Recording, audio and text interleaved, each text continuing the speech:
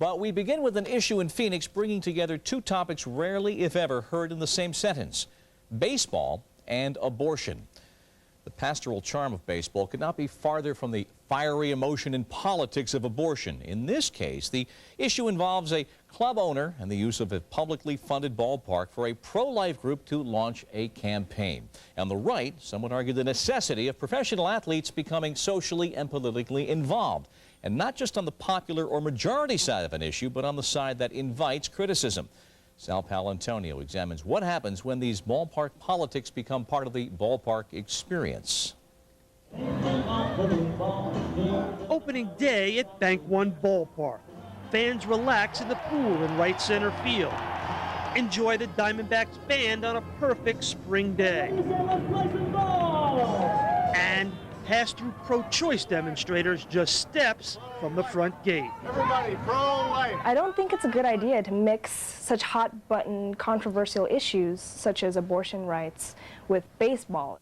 This controversy began in February when the American Life League, a group fighting to have all abortions banned even in cases of rape, incest, and when the mother's life is in danger, held a press conference at Bank One Ballpark. There, they announced a fundraising initiative, Battin' 1,000, designed to raise money for an educational center in Virginia called the Campus for Life. It is endorsed by Diamondbacks owner Jerry Colangelo, as well as numerous other baseball managers, executives, and players. We do have a common bond, and that common bond is other than our love of the game of baseball. We believe strongly in the sanctity of human life. We are happy to give our time and effort to affirm the message that life is indeed precious. I don't know how many of these testosterone-charged ball players have experienced a pregnancy, particularly an unintended pregnancy, but I doubt that any of them have. And they are trying to impose their will about women's reproductive choice on women all over the country. Oh my God! The abortion debate has been a heated one for decades, but the issue here is that a Major League Baseball owner allowed a publicly financed facility to be used by a group with a clear political agenda. My tax dollars are in the bricks of that building. If he were to, rent out a room in a hotel or do it in his own home, that would be one thing, because, he can do whatever he wants with his money, frankly. He's a private citizen. But by using a publicly funded space built with tax dollars, that's not okay. And it wouldn't be okay if he used it for Planned Parenthood, because then he would be isolating his pro-life fans. Our buildings are available to people with all types of agendas. All they have to do is pay a rental fee, and that's exactly what that particular group headed by Sal Bando did. Sal Bando spent 16 years in the major leagues, winning 3 straight World Series titles with the Oakland A's. Bando has been active in the pro-life movement for years and is chairman of Battin' 1,000. We are no different than any other organization. We paid for the use of the room. We thought because it's a baseball fundraising theme that having it at the ballpark would only be apropos to have it there. And Jerry lent his name because being a pro-life person. I think it may be the relationship of a Major League Baseball owner who's taking a stand that lifts it to a higher level. According to Bill Scalzo, the director of the Maricopa County Stadium District, the county approves all concerts and other large events. The Diamondbacks manage the day use events, such as Battin' 1,000's press conference. Our contractual relationship allows a team, if they have an event that's related to Major League Baseball, be it with owners or players or other things, to have the use of the suites without our permission. The voters supported the construction of this public facility, not to support Mr. Colangelo's private views, but to have a winning baseball team here, which we did. I happen to have a personal belief, which I'm entitled to, but people sometimes confuse me in what I believe with the teams that I am involved with in terms of ownership. All it is a theme, a fundraising theme that's called Battin' 1,000.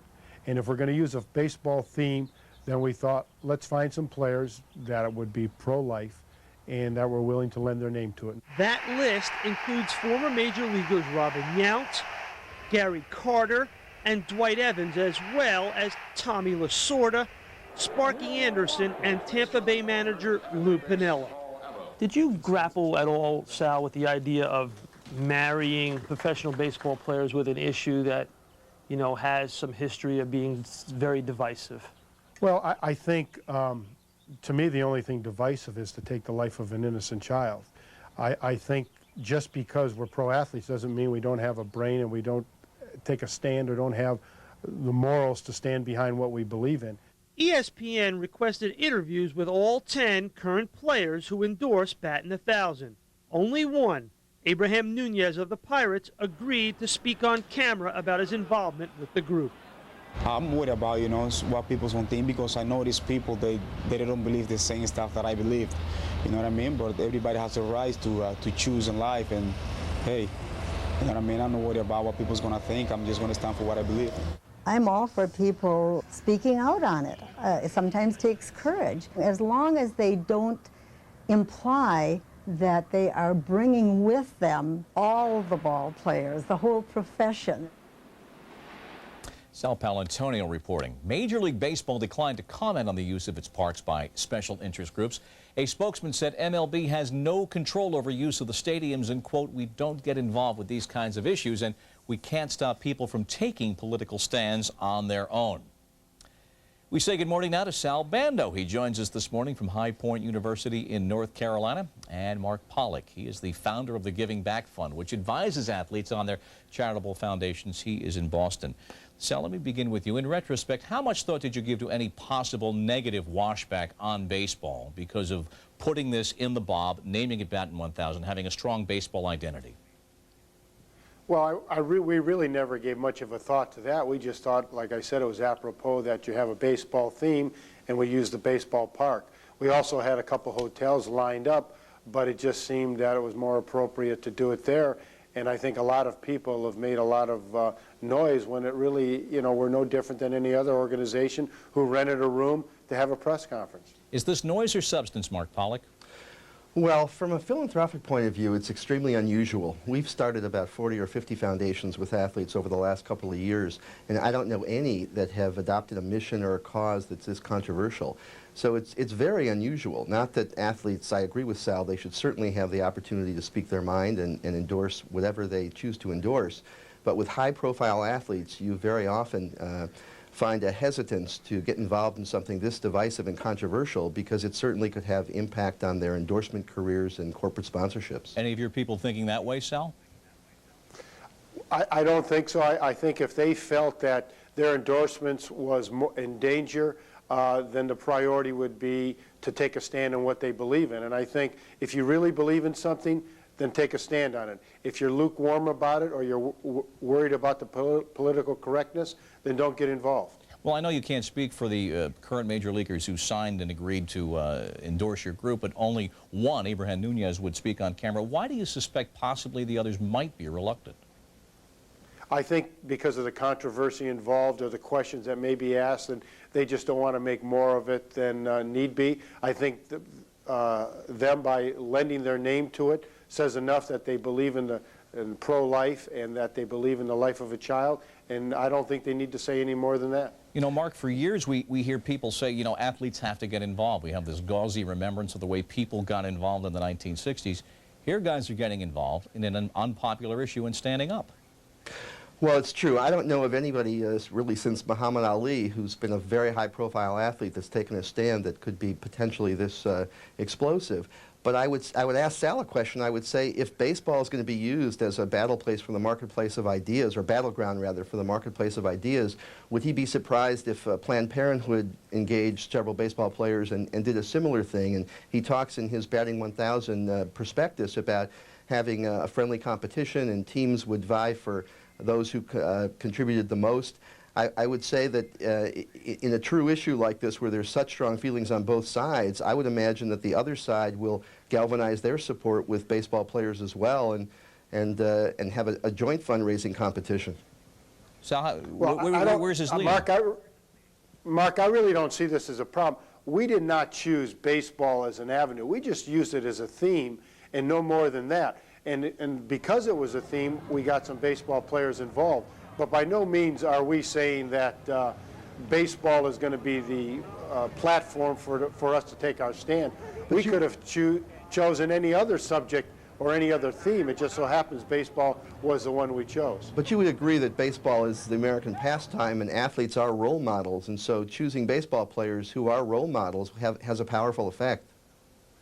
Well, most definitely. I would think that if you have a player out there who stands for life and the gift of life, all the more we would want that player to be focused, because that, to me, is the type of role model that the young people should look at. Do you have a problem with the American Life League claiming in their literature absolute truth and being grounded as strongly as they are in Catholicism? Everybody in the United States is not Catholic. Well, I think that, to me, what's most important is that they're pro-life. Now, do I agree with everything that they say? I probably differ in some areas, but again, the total focus is on life and the gift of life, and that's the stand we take. And we're really trying to build a campus that will help educate generation after generation of the ethics that are going to be confronted with. I'll give you, both of you gentlemen, a shot at this final question. What does all this media scrutiny to this story, what will this do to future players speaking out on ideas and political issues? Sal? Well, for me, I think if a player totally believes in what he stands for, he's not going to be afraid to step forward and really tell people what he believes and why he believes it. At the same time, I think for those that are lukewarm, they will probably stay in a closet and we won't hear from them. Mark? Well, it might, in fact, embolden players to speak their consciences, and if that's the case, then I think that would be a good thing. All right, Sal Bando, Mark Pollock, thank you very much for a great exchange of thoughts this morning. We appreciate you joining us. And